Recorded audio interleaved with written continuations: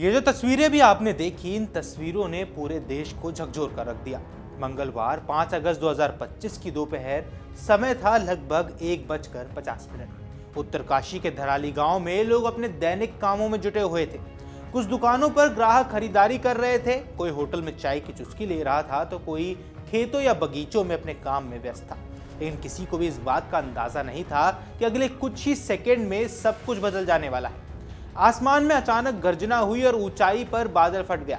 धराली की इस घटना ने एक बार फिर से ये साबित कर दिया है कि यहाँ की नदियां कितनी संवेदनशील और खतरनाक हो सकती हैं।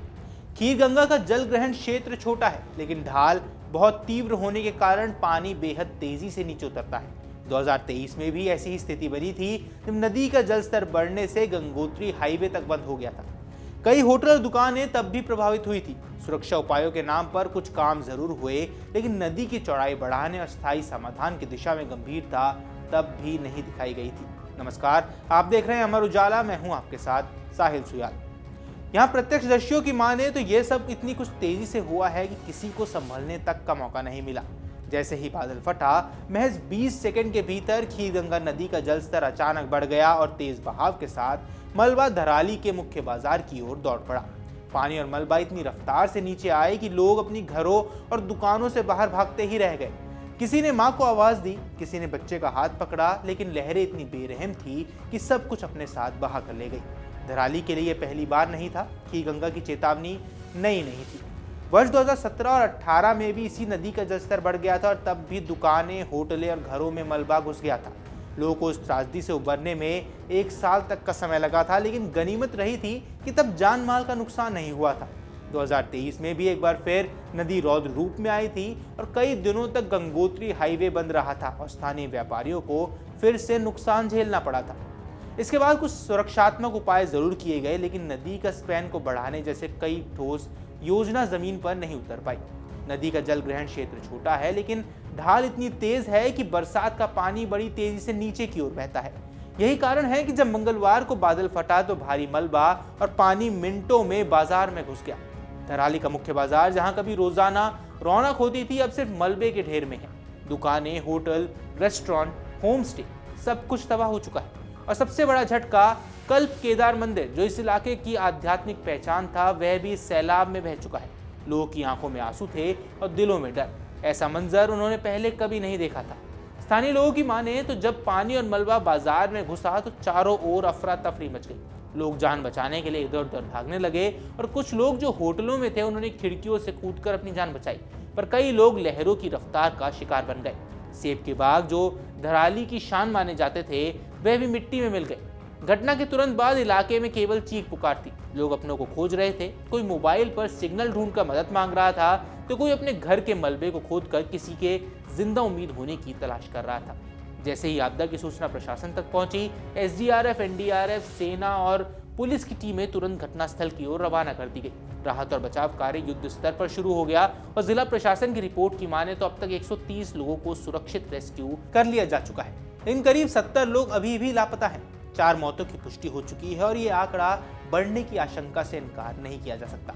फिलहाल 30 से ज्यादा घर, होटल और दुकानें पूरी तरह से मलबे में समा चुके हैं और खीरगंगा ही नहीं, हर्षिल घाटी में 3 अलग अलग स्थानों पर बादल फटने की भी खबर सामने आ रही है। इससे ये भी अंदाजा लगाया जा सकता है कि ये केवल एक गांव की नहीं बल्कि पूरे क्षेत्र की त्रासदी है। इलाके में संपर्क सड़कें टूट चुकी हैं और भटवाड़ी में गंगोत्री राष्ट्रीय राजमार्ग 2 स्थानों पर पूरी तरह टूट चुका है। गंगनानी के गंगोत्री और हर्षिल से जोड़ने वाले पुल भी बह चुके हैं। ऐसे में एनडीआरएफ की टीमें भी पैदल ही रवाना हो गई हैं, क्योंकि जब तक पुल का निर्माण नहीं होता है तब तक गाड़ियों के जरिए धराली तक पहुंचना संभव नहीं है। राज्य सरकार ने केंद्र को 2 MI हेलीकॉप्टर और 1 चिनक हेलीकॉप्टर की मांग जरूर की। इसके अलावा युकाडा यानी UCADA ने भी 2 निजी हेलीकॉप्टर राहत कार्यों के लिए तैयार रखे हैं। लेकिन लगातार बारिश और घने बादलों के कारण उड़ान में बाधा आ रही है। जैसे ही मौसम साफ होगा, वायुसेना के जरिए प्रभावितों को मदद जरूर पहुंचाई जाएगी। मुख्यमंत्री पुष्कर सिंह धामी ने तुरंत राहत कार्यों की निगरानी शुरू कर दी है। उन्होंने कहा, हमारी प्राथमिकता लापता लोगों की तलाश और प्रभावित परिवारों को हर संभव सहायता देना है। एनडीआरएफ, सेना, पुलिस और प्रशासन मिलकर राहत कार्यों में लगातार जुटी हुई है। प्रधानमंत्री नरेंद्र मोदी और गृह मंत्री अमित शाह ने भी मुख्यमंत्री से बात कर हालात की जानकारी ली है और हर संभव मदद का भरोसा दिया। वहीं कांग्रेस सांसद प्रियंका गांधी वाड्रा ने भी इस आपदा पर दुख व्यक्त किया और इसे हिमाचल व वायनाड में हाल ही में हुई प्राकृतिक त्रासदियों से जोड़ डाला। जिलाधिकारी प्रशांत आर्य और एसपी सरिता डोवाल मौके पर रवाना हो चुके हैं। प्रशासन ने हर्षिल में राहत शिविरों की स्थापना भी कर दी है, जहां प्रभावित लोगों को सुरक्षित रखा जा रहा है। प्रभावित परिवारों को खाना, दवा और अन्य जरूरी सहायता मुहैया करवाई जा रही है। डीएम ने कहा कि नुकसान का सही आकलन मौके पर जाकर ही किया जा सकेगा, लेकिन जो दृश्य सामने आ रहे हैं वे अत्यंत भयावह हैं। उत्तराखंड में रेड और ऑरेंज अलर्ट भी जारी किया गया है और साथ ही देहरादून, नैनीताल, टिहरी, चमोली, रुद्रप्रयाग, चंपावत, पौड़ी, अल्मोड़ा और बागेश्वर जिलों में कक्षा 1 से 12वीं तक के सभी स्कूल और आंगनबाड़ी केंद्रों में छुट्टी घोषित कर दी गई है। प्रशासन ने लोगों से अपील की है कि वे नदियों के किनारे न जाएं और सुरक्षित स्थानों पर बने रहें।